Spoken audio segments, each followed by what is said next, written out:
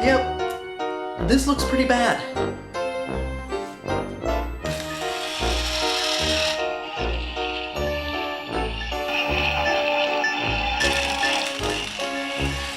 And that confirms it.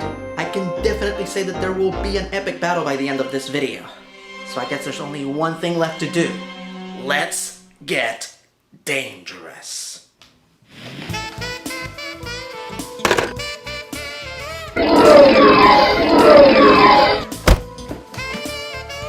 Let the havoc begin.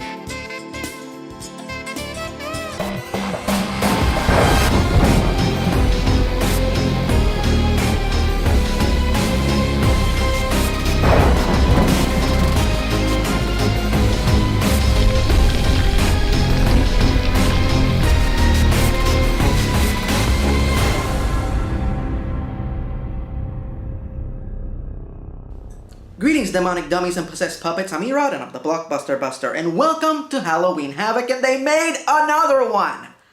I don't know why, but they made another one.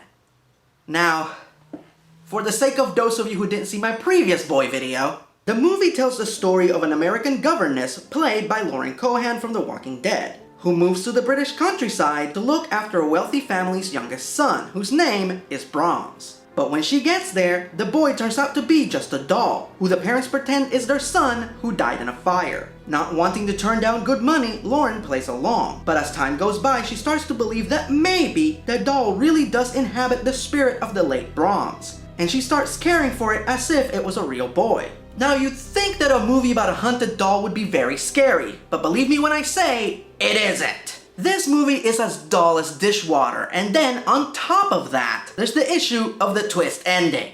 Now fair warning, I'm about to spoil the ending of The Boy, so if you haven't seen the movie, you might want to stop the video here. However, if you're a huge fan of good horror movies, I'm pretty much doing you a favor. The big twist is that the doll was not haunted at all. Brahms survived the fire and lives in the walls of his house, where he maintains the illusion that his inanimate counterpart is alive. And to what end does a 30-year-old man do this? Who knows? Now, to be fair, at the end of the movie there is a teaser implying that there will be a sequel. But let's be honest, nobody wanted a sequel to this movie. But they made one, so here we go. So our movie begins in London, England, where Katie Holmes walks into her spooky apartment and... Why does this feel so familiar? Oh, I forgot about that one. So, is there a clause in Katie Holmes' contract where she has to do a forgettable horror movie every 10 years? Katie creeps around her apartment looking for the first incredibly lame jump scare. Shit! Found it! I found the first jump scare. Right there.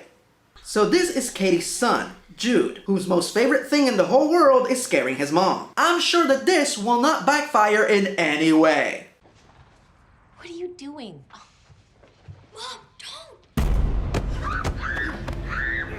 Oh my god! Burglars! Real burglars just broke into their place!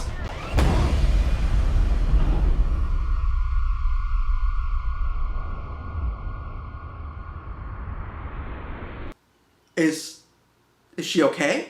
Okay, Jude is going to therapy, and he is so traumatized by the event that he no longer speaks. Okay, that's all really important information, and I'm with you, but what happened to Katie Holmes? Is she alive? Is she in a coma? Is she dead? I've seen children stop talking for much longer from much less severe trauma. Oh, thank God. Editing, you're doing it wrong. So as part of an effort to help his wife and son heal from the trauma of the home invasion, Katie's husband decides to move them to the British countryside. Let me guess, the only house that's available in this huge section of the country is an abandoned turn-of-the-century mansion where several murders took place. Oh, actually, no.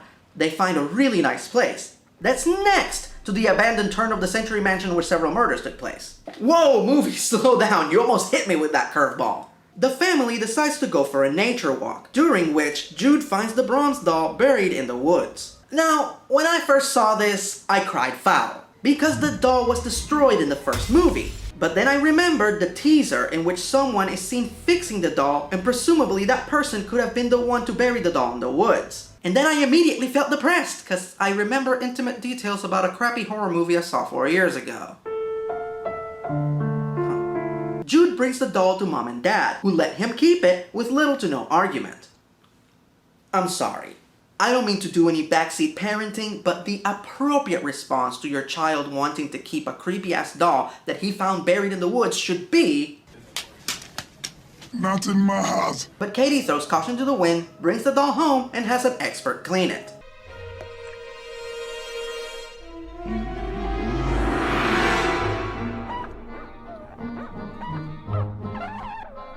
Immediately, weird shit starts to happen. The doll disappears from one room and appears in another. The groundskeeper's dog, Oz, is on high alert, and Jude's teddy bear is viciously murdered. Jesus, I look like the robot from Aliens. All of these weird occurrences are explained away by either blaming Jude or blaming Katie's trauma manifesting itself as hallucinations. Now let me guess, Dad is going to ignore this problem until it swims up and bites him in the ass. Hey, that's from Jaws. God, I wish I was watching Jaws. The point is that, like its predecessor, this movie is pretty boring and predictable. Katie finds something creepy, tries to show it to somebody, the creepy thing is gone. Lather, rinse, repeat. Her husband doesn't show any legitimate concern until Jude goes missing in one scene. They all go out looking for him, and Katie follows her son's trail back to Brahms' old house, where...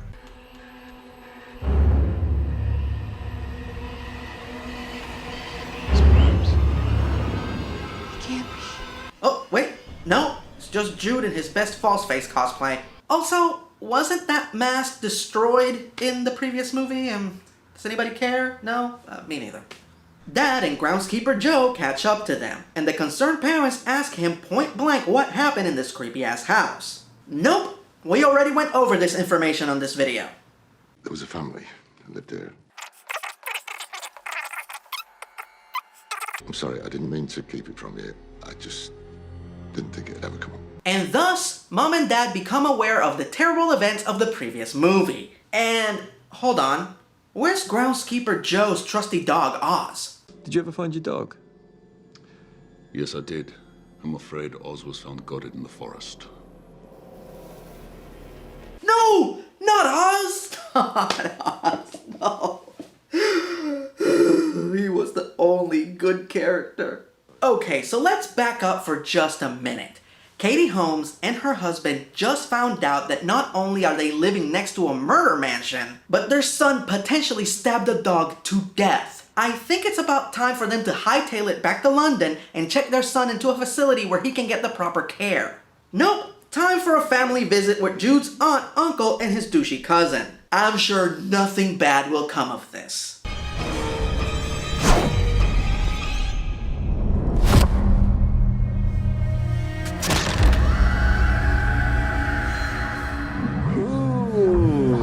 Nasty. Jude's dad accompanies his brother and nephew to the hospital, while Katie stays behind to look after Jude and do a little research on Brahms. After typing in his mold number into a search engine, Katie falls into a rabbit hole of exposition. Apparently, everything we learned in the previous movie was completely wrong. The doll really is haunted, and it influences its owners into killing people. Wait, stop! I have all the questions. To what end does a doll need these murders? Why does it need a young male companion? Is the doll's name Brahms, or was that its previous owner's name, and did the doll inherit the name via default? And why the fuck doodles did the doll need human Brahms to make it seem like it was alive?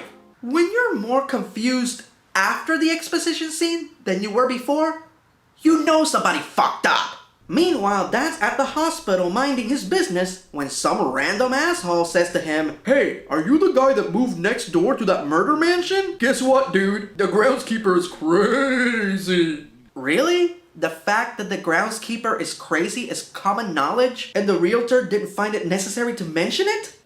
You know what? I take it back. Girl's gotta make her quota. Point is, groundskeeper Joe was the one behind all the shenanigans this time instead of human Brahms. And why did he do all this? I'm here because he wants me to be. Who? Brahms. Right.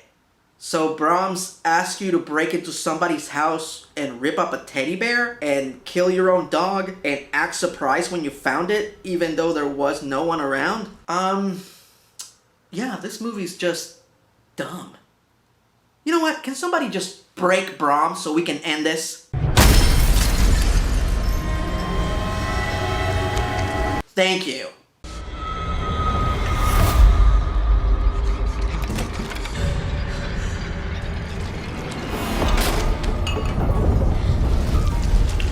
Wait, what? The doll actually does have supernatural powers? But.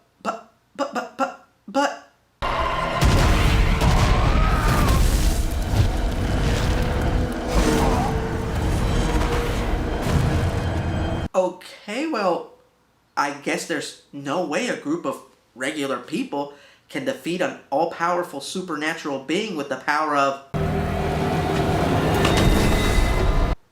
Never mind. So the day is saved. The family goes back to London and Jude is acting like a normal little boy again. Until that night when he puts on the Brahms mask and looks at himself in the mirror. And what the hell does that mean? I really don't care. This movie's a disingenuous, dilapidated dollop of dullness, and I can't decide whether it's more boring or confusing. There's little to no sense of peril in this. I mean, the only two characters that died were the dog and the teddy bear, and that's it. The sad thing is that it is very apparent that the filmmakers were trying. You can see their effort in the atmosphere, tone, music, cinematography, and performances. Unfortunately, all of this effort is cancelled out by a predictable, repetitive story and a narrative that's both confusing and laughable. Brahms really should have stayed buried. And as far as I'm concerned, the only thing positive that I can say about this franchise is that there will never be a Brahms The Boy Part 3.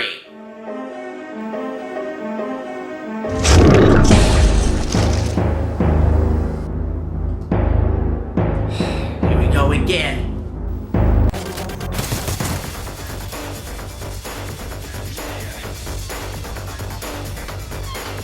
Brahms the Boy. The Legion of Bad Attitude has a contract on you. And I complete my contracts.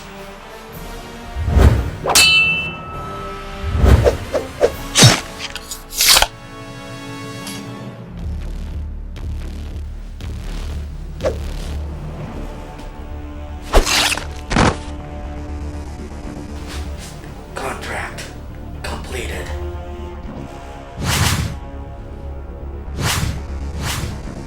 Dragons it is then.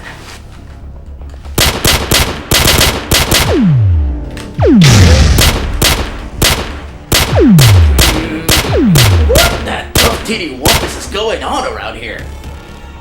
The fuck you want, Wade? Oh, nothing. I see you're busy. But, actually, while we're talking, do you remember if you're a ripoff of me or if I'm a ripoff of you? Sorry I asked.